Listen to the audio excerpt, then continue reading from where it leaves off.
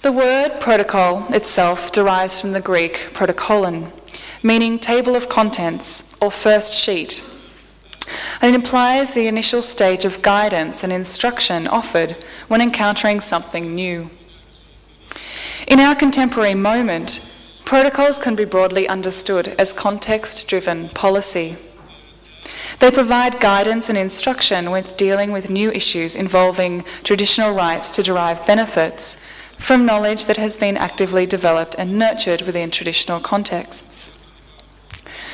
Protocols are especially helpful for mediating the differing expectations and value systems between industry, research, and traditional communities.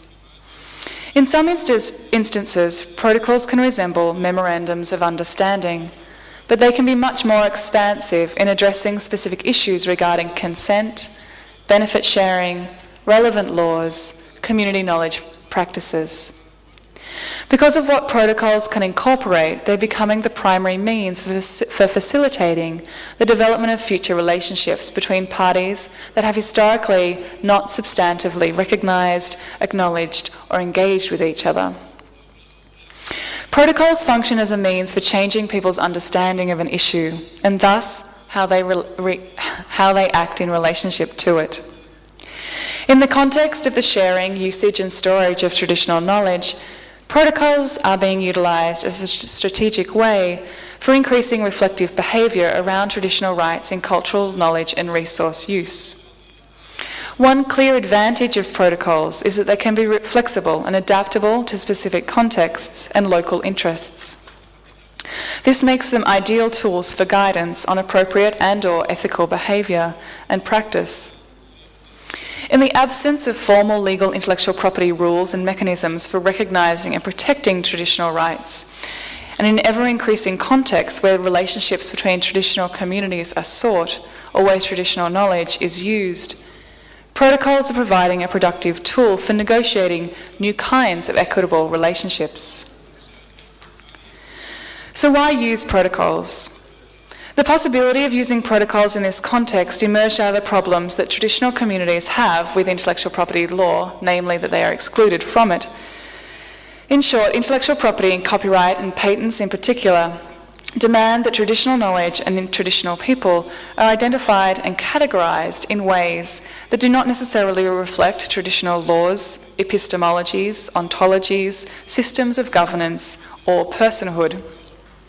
Protocols allow for marginalised and disenfranchised parties to participate and engage in decision-making processes and to be treated with respect and valued as holders and custodians of valuable knowledge. The development of protocols reflects a critical attention to the initial conditions of incorporating and utilising traditional knowledge, as well as how these old practices can be reinterrogated and more appropriately aligned to include traditional people as leaders and as active collaborators with legitimate perspectives. So who develops protocols? There are two main kinds of protocols: sector protocols and collaborative protocols.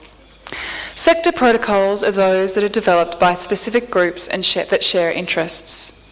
Examples of groups that make sector protocols are university and other privately funded researchers, cultural institutions like museums and libraries, and specific industry groups like the film industry, the recording industry, or the pharmaceutical industry. What these protocols share is that they are designed to inform the behaviour of the relevant sector in relation to their engagement with traditional communities. These protocols recognise power inequalities and the lack of formal legislative options that might otherwise protect parties from unscrupulous behaviour. They help set new terms of engagement that are ethical and respectful to the different needs of traditional people. They also establish working frameworks and set new standards for practice. Collaborative protocols are those developed between parties that address a specific issue or a practice. Collaborative protocols are targeted to a specific instance. For example, the collection of plant samples within a specific context that has a resident traditional community.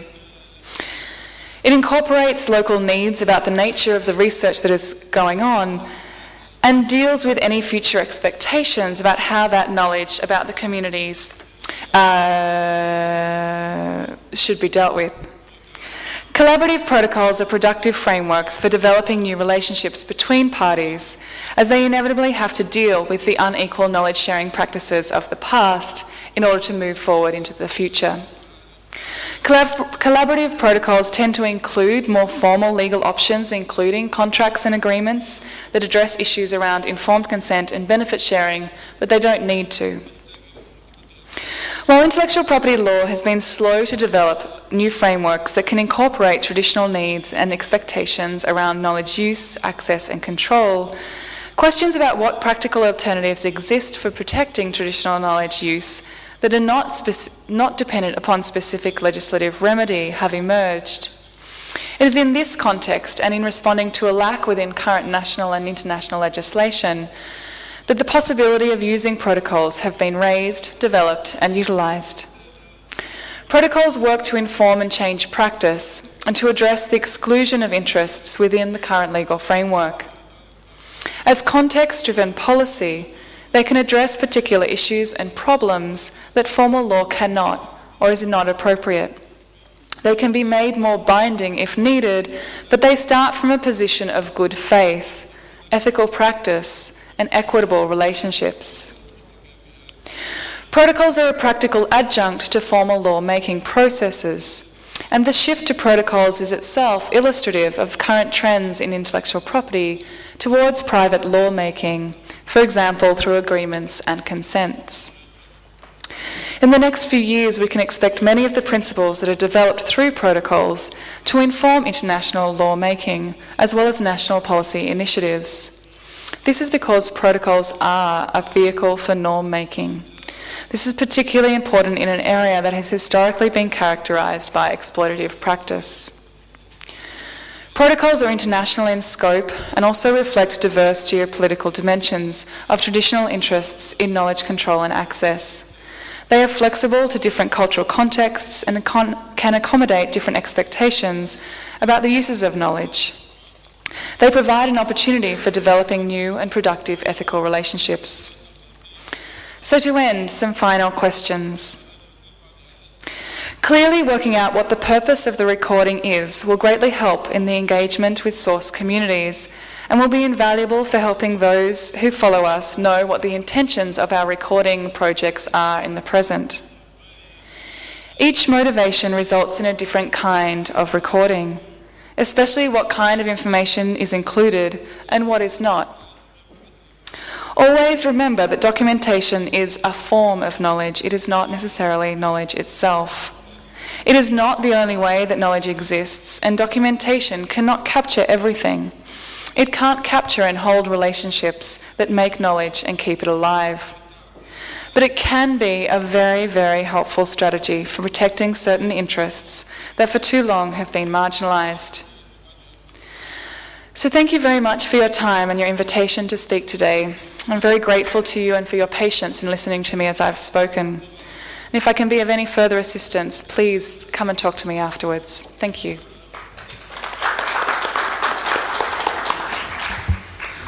وباسمكم جميعا نشكر الدكتورة جين أندرسون على عرضها الفني المتخصص والتطبيقات التي أشارت إليها، وكذلك التحديات التي تواجه تسجيل وتوثيق المعارف التقليدية والتطبيقات العملية للحماية، والتي أسردت نماذج من هذه التحديات في محاضرتها الفنية المتخصصة القيمة.